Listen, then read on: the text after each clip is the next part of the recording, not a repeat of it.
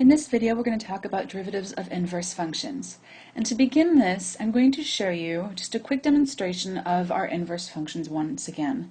In this picture, I've got the line y equals x drawn clearly because every inverse function, or a pair of inverse functions, will always reflect across this line. And so, e to the x and ln of x are already inverse functions of each other. So you can see just by this picture that they do reflect across the line y equals x. We also know that inverse functions have their domains and ranges switched. So if I pick a point on ln of x, a, b, then the same point will occur directly reflected across y equals x at ba on e to the x. So let's say we go ahead and make tangent lines at those points. So something like this and something like this. Okay, so these two lines, their slopes should also be directly reflective across the line y equals x. So let's say we have our first function, e to the x, have a slope of m, just like normal. Then its reflection across y equals x will have the equation of 1 over m. That's just a pattern that always exists for inverse functions and their slopes. If you'd like to learn more about this, I'm sure that you can find this in your textbook, or you can always, of course, come and ask me. So this is the rule that we're going to kind of go across. And please keep in mind that another notation for m that we just learned is f prime, right? So 1 over m would be the same thing as 1 over f prime. And so this is going to bring up our derivative of inverse functions rule, which looks like this.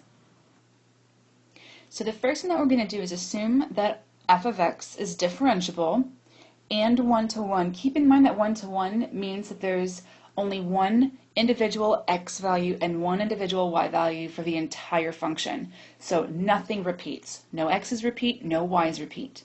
So it has to be differentiable and one-to-one, and we're going to call the the inverse of f of x g of x. So that's the first thing that we have to make sure happens.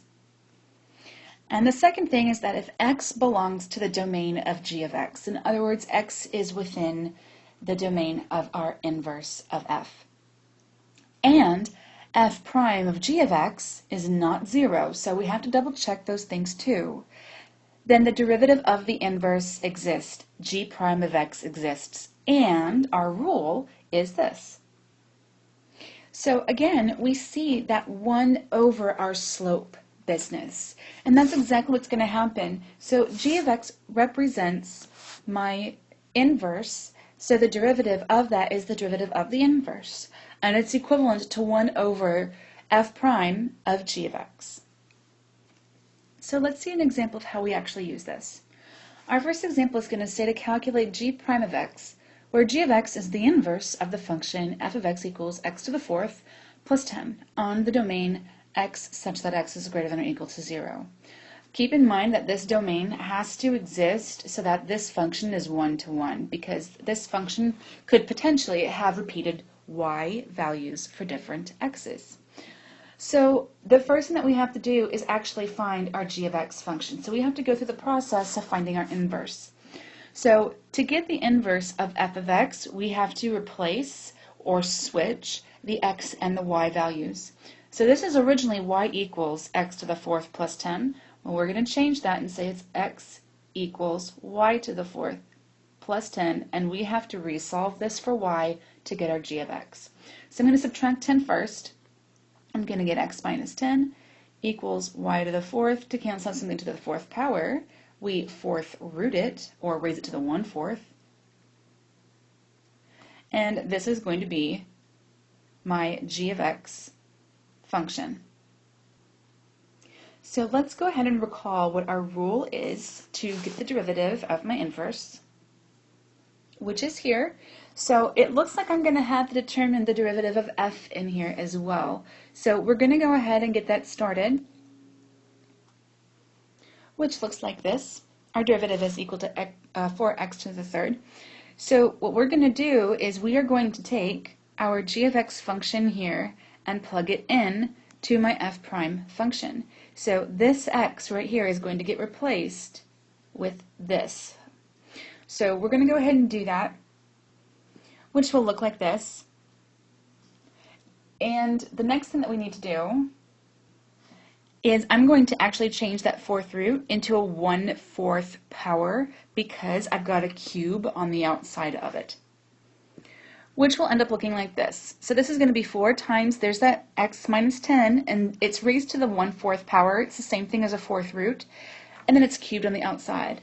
This is a power to a power, so we're going to multiply that 1/4 and 3 together. And there we go. We are completely simplified.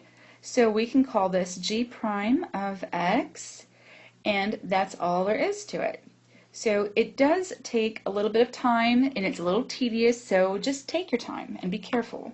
We're going to take a look at one more example. So here's an example with our inverse trig. This says to calculate f prime of 1/2, where f of x is equal to the arcsine of x squared.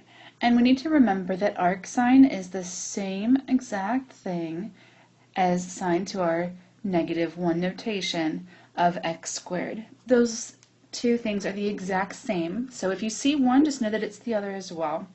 So we have a rule for arcsine when we find its derivative. Because it's already an inverse function, it has a special rule, which is this. So the derivative of our inverse sine function is equal to 1 over the square root of 1 minus x squared.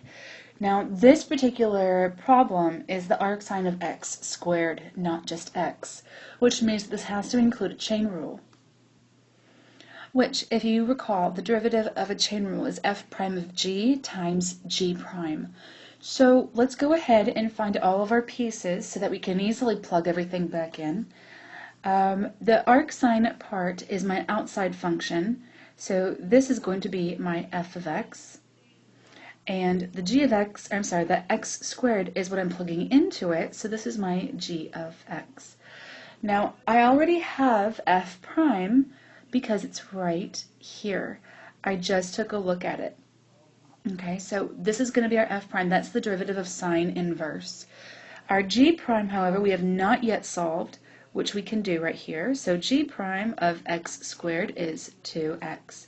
So we're going to put everything together. So our f prime is going to be equal to f prime of g. In other words, I take the g part of my function right here and plug it in to this x. So that's going to be 1 over the square root of 1 minus x squared squared, which is x to the 4th.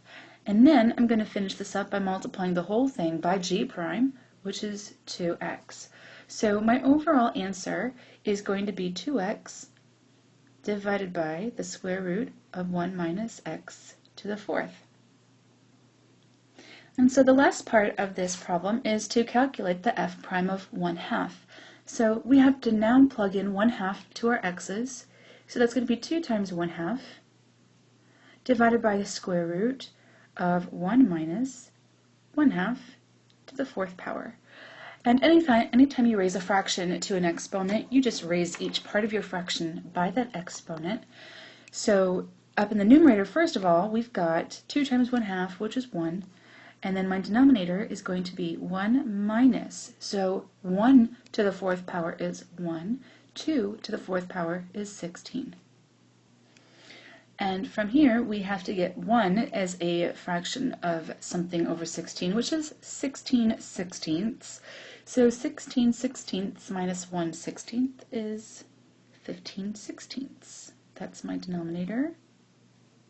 And it's 1 over that. And of course, we can go ahead and take the square root of each part of that fraction. So 1 divided by the square root of 15 divided by the square root of 16, which is 4.